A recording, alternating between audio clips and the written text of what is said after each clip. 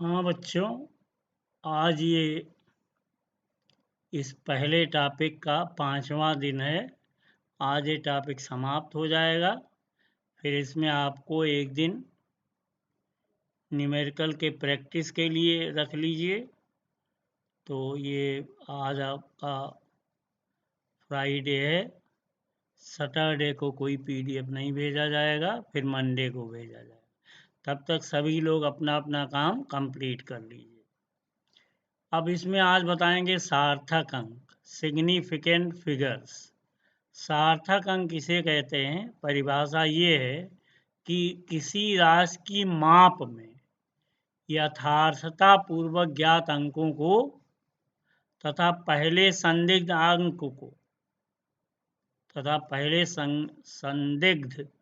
अंक को सार्थक अंक कहते हैं। या दूसरे शब्दों में अगर कहें तो किसी राशि की माप में वह अंक जो मापक यंत्र की यथार्थता के अंतर्गत इस राशि के मान को व्यक्त करते हैं, सार्थक अंक कहलाते हैं। जैसे देखिए, किसी घन की भुजा वर्नियर कैलीपर से 2.52 सेंटीमीटर पढ़ी गई। अब इसमें अंतिम अंक 2 क्या है? संदिग्ध है। संदिग्ध मतलब कि चूंकि लंबाई 2.51 और 2.53 सेंटीमीटर के बीच कुछ भी हो, वो 2.52 सेंटीमीटर ही पढ़ी जाएगी। अतः अंतिम अंक क्या है? 2। लंबाई के संबंध में केवल आकलन ही देता है, इसीलिए इसे संदिग्ध अंक कहते हैं। अब कुछ इसकी विशेषताएं, गुण है सिग्निफिकेंट नंबर्स की। सिग्निफिकेंट नंबर्स की पहली विशेषता तो ये है कि किसी मापी गई राशि में सार्थक अंकों की संख्या मापक यंत्र की अधिकतम माप पर निर्भर करती है। जैसे देखिए, किसी छड़ की लंबाई मीटर पैमाने में 4.5 सेंटीमीटर, तो वर्नियर में 4.53 और स्क्रू गेज से 4.531 नापी गई।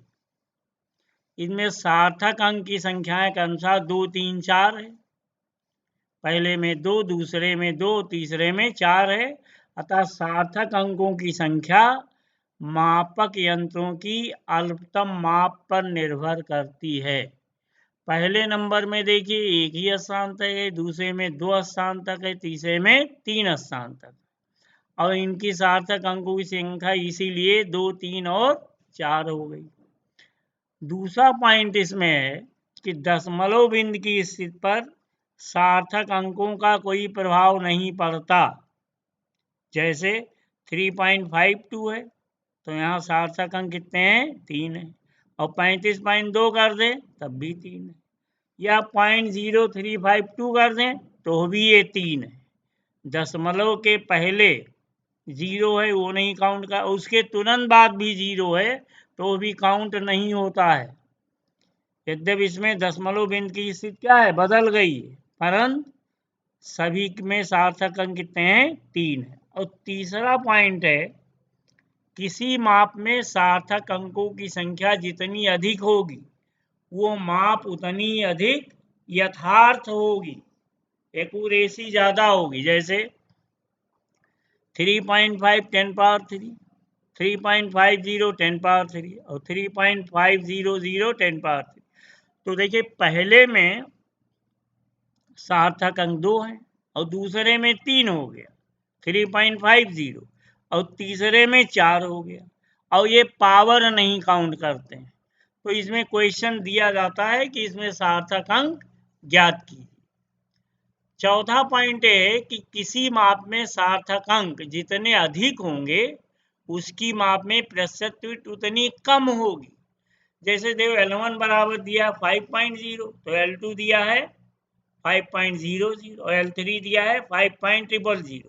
तो यहाँ पे डेल्टा एल या लीस्ट काउंट अगर देखिए, पहले में 0.1 दशमलव के 1 स्थान तक, दूसरे में 2 स्थान तक और तीसरे में 3 स्थान तक मालूम है। अब प्रतिशत तुम निकालिए। अगर देखिए ये सारी वैल्यू सेम 5.0, 5.00, 5.000, लेकिन इसमें परसेंटेज एरर कम ज्यादा हो जाए। पहले में दशमलव के 1 प्लस तक है तो 0.1/5 इंटू 100, दूसरे में 0.01/5.0 इंटू 100, तीसरे में 0.001/5.0 इंटू 100।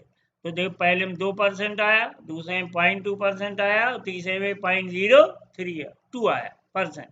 एक्यूरेसी या मतलब वो उतनी बढ़ती जाएगी जितनी ही प्रतिशत त्रुटि कम होती जाएगी। किसी संख्या में सार्थक अंकों की पहचान कैसे करते हैं? कई रूल्स है। पहला देखिए, संख्या में विद्यमान प्रत्येक अशून्य अंक सार्थक अंक होता। अशून्य, जीरो ना हो, जैसे 5 6 7 9 2 तो कहें 5, 3 2 4 5 में 4 है, 5 3 7 में 3। दशमलव तथा दशमलवहीन दोनों प्रकार की संख्याओं में अशून्य अंकों के बीच आने वाले शून्य भी सार्थक अंक लिए जाते हैं। जैसे ये देखो 5 6 0 3 2 0 1 तो 7 है इसमें, तो 7 हो जाए। या ये देखिए 20.8001 तो कितने हो जाएंगे? 6 हो जाएंगे। तीसरा पॉइंट है, दशमलवहीन संख्या में अंक के दाईं ओर और अंत में आने वाले शून्य सार्थक अंक नहीं होते हैं। जैसे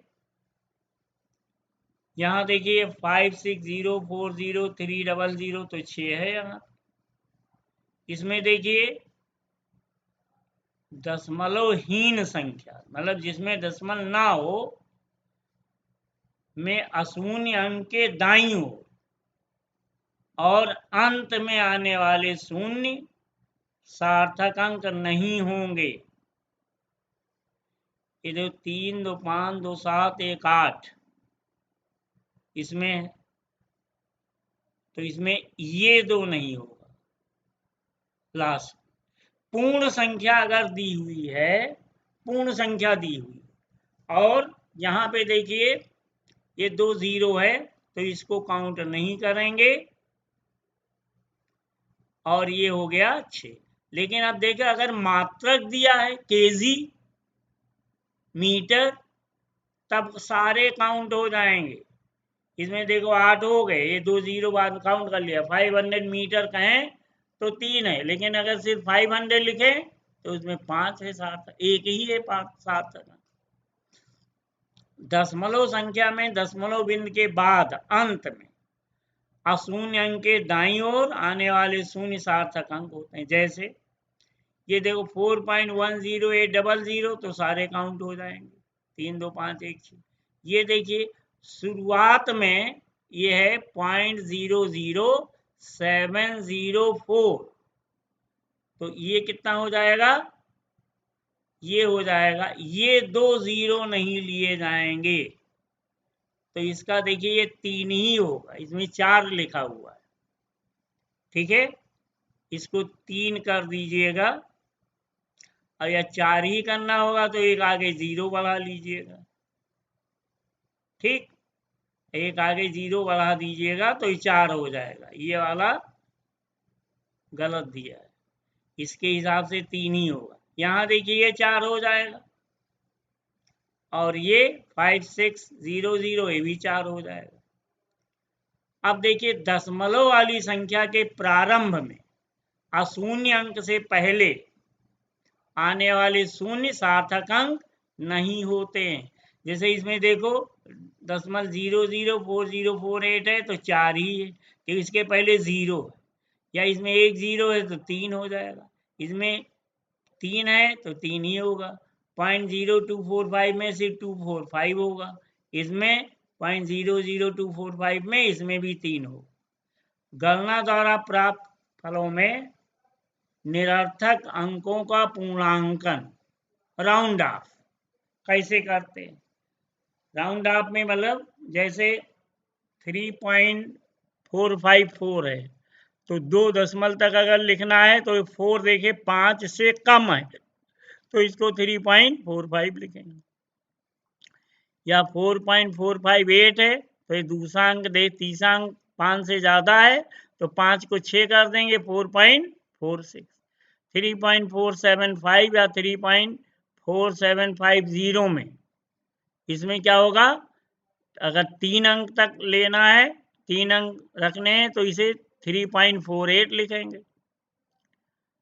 अगला देखिए 3.48501 अथवा 3.48125 को 3 अंकों में रखने के लिए 3.49 लिखेंगे।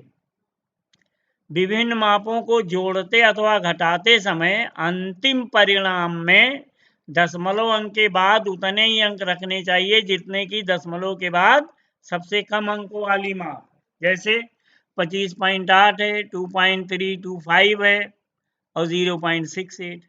तो इसमें देखो जो संख्या है पहली वाली संख्या एक स्थान तक और दूसरी वाली 3 स्थान है, तीसरी वाली 2 स्थान है, तो सिर्फ हम एक स्थान तक लिखेंगे। सबको जोड़ लिया 28.805 आ गया। अब इसको क्या लिखेंगे 2.8 लिखेंगे। अगर 0 के जगह 5 से ज़्यादा होता तो हम 1 बढ़ा देते। मान लीजिए 0 के 6 होता तो इसको 9 कर देते।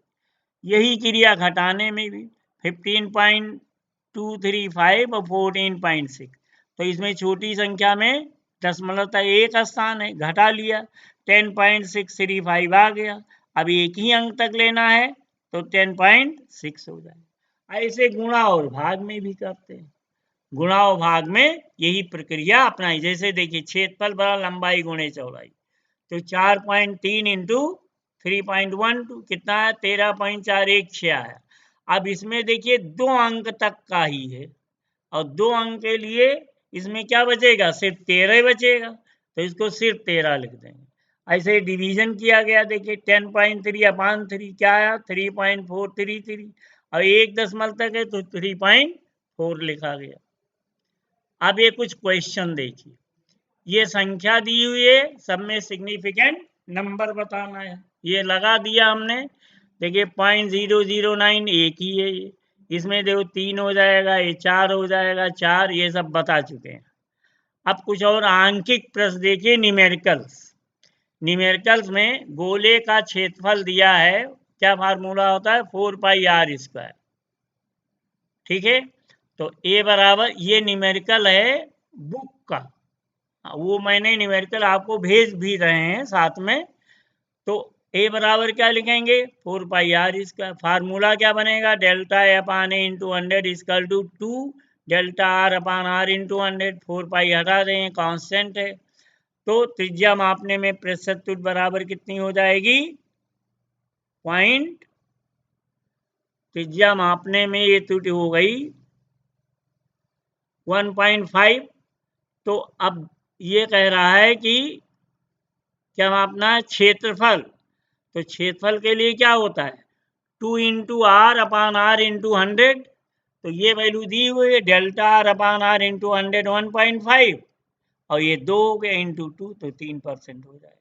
ये फार्मूला देखो P/A³ B² equal to A³ B² - C, ये भी लगा चुके हैं क्वेश्चन पिछले उसमें। फार्मूला बनेगा delta P/P into 100 3 time delta A/A into 100 plus 2 time delta B/B into 100 plus delta C/C into 100। ये 3 इंटू 1, इसमें ए में दिया है 1%, बी में दिया है 2% और सी में दिया 3%। तो 3 इंटू 1 2 इंटू 2 और प्लस 3 4 3 7 3 10%। एक गोले का आयतन मापने में 9% की त्रुटि होती है, तो उसकी त्रिज्या मापने में कितने प्रतिशत। तो ये आयतन के लिए क्या होता है b बराबर 4/3 πr³।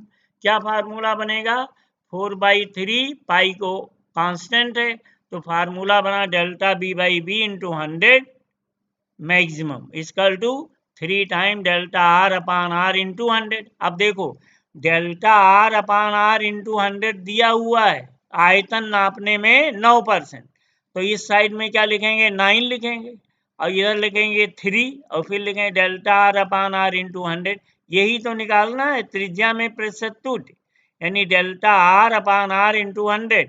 तो डेल्टा R/R इंटू 100 इसका 9.3, तो त्रिज्या मापने में त्रुटि इतनी होगी। अब देखिए बुक के कुछ क्वेश्चंस मैं भेज रहा हूँ, ठीक है। तो इसमें ये देखिए क्वेश्चन दिए हैं, ये सब लगाइएगा आप लोग। ये इसमें ये तीसरा चौथा ये 7वां ये दिया है, फिर दीर्घ उत्तरीय प्रश्न दिया हुआ है, ठीक है। इसको ऐसे पढ़ लीजिएगा, इन क्वेश्चंस को। फिर आंकिक प्रश्न दिया है। इस आंकिक में हमने देखो जैसे ये 5वां मैंने लगा दिया है, लास्ट एक 17 वाला लगा दिया है।